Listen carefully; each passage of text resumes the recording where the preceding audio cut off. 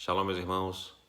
Como muitos ontem chegaram bastante atrasados e algumas pessoas não tiveram possibilidade para ir para a reunião, estou gravando esse vídeo para que todos da nossa CP possamos crescer juntos em fé e em conhecimento da Palavra de Deus. A Palavra do Senhor, onde vamos tratar hoje, está no livro de Abacuque, profeta Abacuque, capítulo 3, versículo 17. Mesmo não florescendo a figueira, e não havendo frutas na videira, mesmo falhando a safra de azeitonas, não havendo produção de alimento nas lavouras, nem ovelhas no curral, nem bois nos estábulos, assim eu exultarei no Senhor e me alegrarei no Deus da minha salvação. Vamos mastigar a palavra de Deus, né? Vamos examinar as Escrituras conforme nós fomos instruídos pelo Senhor a fazer. Mesmo não florescendo a figueira, nós estamos falando aqui de falta de provisão futura, porque a flor antecede o fruto. E se uma árvore frutífera não está gerando flores, significa que não haverão frutos. Ou seja, a perspectiva do futuro é sem provisão. Não havendo uvas na videira, a uva antecede a produção do vinho. O vinho que gera riquezas, o vinho que a Bíblia diz que alegra o coração do homem. Mais uma vez, a provisão futura está comprometida. Mesmo falhando a safra das azeitonas. As azeitonas são utilizadas em Israel para a fabricação de azeite, que tem grande valor comercial até hoje no país de Israel. Mais uma vez aqui nós estamos falando de futuro. Só que dessa vez nós estamos falando de riquezas. Falha na provisão financeira futura. Perspectivas de médio e longo prazo de escassez financeira. Não havendo produção de alimento. Significa, irmãos, a provisão atual está comprometida. Fome, não há o que comer. A Bíblia também fala que não há ovelhas no curral e nem bois nos estábulos. Aqui nós estamos falando de estoques. Aqui nós estamos falando de reserva financeira. Aqui nós estamos falando de um lastro para tempos difíceis. Também não tem ovelha, irmão. Também não tem boi no curral. Não tem estoque. Não tem reserva financeira.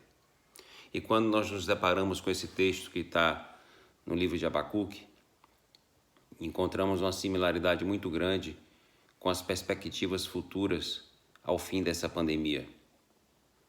Todos os analistas apontam para uma recessão sem precedentes na história do planeta Terra. Muito pior do que todas as outras recessões que já aconteceram. Quando a gente anda pelas cidades, encontra dezenas de comércios fechados, empresas que já fecharam suas portas. Quando a pandemia passar, irmãos, essas empresas não vão conseguir abrir imediatamente. Os empregos não restaurarão-se automaticamente. Essa é a perspectiva humana. É a visão que Abacuque está tendo da situação na visão humana. Mas mesmo assim, o profeta nos instrui a se alegrar no Deus da nossa salvação. Antes de entrar no assunto cerne desse tema, eu quero trazer a motivação para o que estava acontecendo em Israel naquela época. Lamentações 3:39 diz: de que se queixa o homem a não ser dos seus próprios pecados. Israel, durante toda a história, andou cocheando entre Deus, o Senhor e os ídolos. Israel nunca foi 100% fiel a Deus. Na sua própria caminhada entre o Egito e Canaã, quando Moisés sobe ao Sinai para receber a lei, as instruções do Senhor, o povo se corrompe e faz um ídolo de ouro. Israel sempre andou cocheando entre os ídolos e Deus. E o Senhor enviou os profetas alertando que eles parassem e se afastassem dos seus maus caminhos, senão coisas terríveis aconteceriam contra Israel. E eles colheram os frutos do pecado deles. Mas, irmãos, Nós sabemos que esse mundo jaz nas garras do maligno. Nós não somos desse mundo. Nós somos peregrinos nesta terra. Sabemos que o juízo de Deus será cumprido sobre este planeta. O juízo de Deus será cumprido sobre os ímpios. Mas nós estamos imersos nessa mesma estrutura e nós temos que pedir ao Senhor que não sejamos tocados por nada disso que está acontecendo. Mateus 24, 22 diz assim: se aqueles dias não fossem abreviados, ninguém sobreviveria, mas por causa dos eleitos, aqueles dias serão abreviados. Irmãos, essa tem que ser a nossa oração, por nossa causa, por causa dos escolhidos, por causa dos filhos, esses dias precisam ser abreviados. Precisamos ter fé, irmãos. Nós não precisamos somente de fé para adorar a Deus quando as coisas estão boas. Na realidade, nós provamos a nossa fé em tempos difíceis. Você não precisa ter fé para sacar dinheiro do banco e pagar as contas. Você precisa ter fé quando os recursos faltam. É quando os recursos humanos são escassos, onde a sua dependência é completamente do Senhor. Onde você olha para um lado, olha para o outro e diz: se não vier de ti, Senhor, não tem provisão para mim nem para minha casa. Aí você vai viver pela fé. E a palavra de Deus diz: meu justo viverá pela fé. Observem as aves dos céus, Mateus 6, 26. Não semeiam, não colhem, não armazenam em celeiros, contudo o Pai Celestial as alimenta. Não tem vocês muito mais valor do que elas? As circunstâncias não podem determinar a minha fé. A minha fé tem poder suficiente para determinar e modificar as circunstâncias. Nós não temos que agir como termômetros, que nos adequamos à temperatura do ambiente. Nós temos que agir como termostatos e modificarmos o ambiente no qual estamos imersos através da nossa fé. Eu decido crer contra a esperança. Eu decido louvar enquanto me encontro na cova dos leões. Eu decido adorar dentro da fornalha. Eu preciso adorar a Deus independente das circunstâncias. Nós precisamos parar com a mediocridade de ter o Deus que a gente quer somente quando a gente está precisando das coisas. Nós precisamos adorá-lo independente das circunstâncias. Se está chovendo, eu o adoro. Se está fazendo sol, eu o adoro. Se está trovoando, eu o adoro. Deus não é o drive-thru do McDonald's, irmãos. Você não chega lá, faz um pedido e sai com ele na mão. E se não vier tudo certinho, como você quer, da maneira que você quer, se o pão veio sem um gengilim, você amaldiçoa, já não quer mais Deus, já se afasta dele, já volta para o mundo.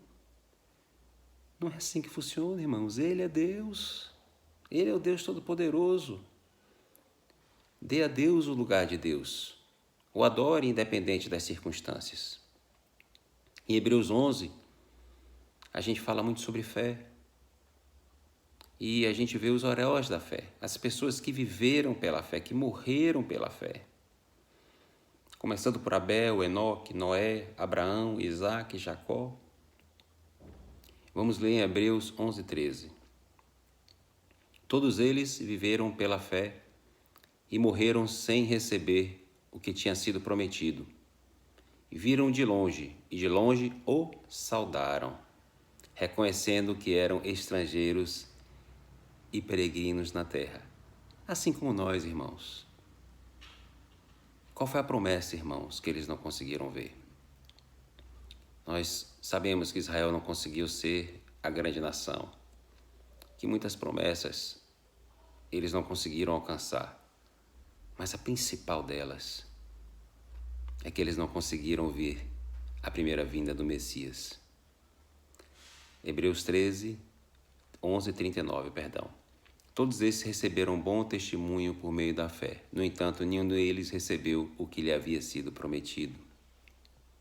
Olha o que Mateus 13,16 diz: mas felizes são os olhos de vocês, porque veem, e os ouvidos de vocês, porque ouvem. Mateus 13,17. Pois eu lhes digo a verdade, muitos profetas e justos desejaram ver o que vocês estão vendo e não viram, e ouvir o que estão ouvindo, mas não ouviram, porque não tiveram a oportunidade de viver o tempo da vinda do Messias. E assim também é o nosso tempo, irmãos. Como foi no tempo dos profetas. Nós aguardamos ansiosamente pelo retorno do nosso Senhor, pela segunda vinda de Cristo. Mas muitos de nós vamos voltar à sepultura sem encontrar com o Senhor Jesus Cristo aqui nesta terra, sem presenciar a segunda vinda dele. Mas nem por isso deixaremos de viver pela fé. Seremos como os heróis da fé de Hebreus 11. Continuaremos empunhando nossas espadas, batalhando, guerreando, adorando e louvando ao nosso Deus. E para finalizar, nós vamos para Romanos 8,35. E eu acho uma semelhança muito grande com Abacuque 3,17. Olha só o que o apóstolo Paulo, inspirado pelo Espírito Santo, nos diz. Quem nos separará do amor de Cristo? Será a tribulação? A angústia? A perseguição? A fome? A nudez? O perigo? Ou a espada? O que é que pode nos separar do amor de Cristo? Nem altura, nem profundidade, nem a vida e muito menos a morte. Adore ao Senhor, não importe as circunstâncias. Viva para o seu Deus. Creia nele. Provérbios 3 diz que se você for fiel ao Senhor, a sua despensa permanecerá cheia. Viva pela fé e não pelo que você vê. Que o Senhor te abençoe poderosamente. Eu vou estar disponibilizando também esse texto no nosso grupo e as perguntas. E qualquer dúvida, podemos discutir no grupo. Beijão, amo vocês.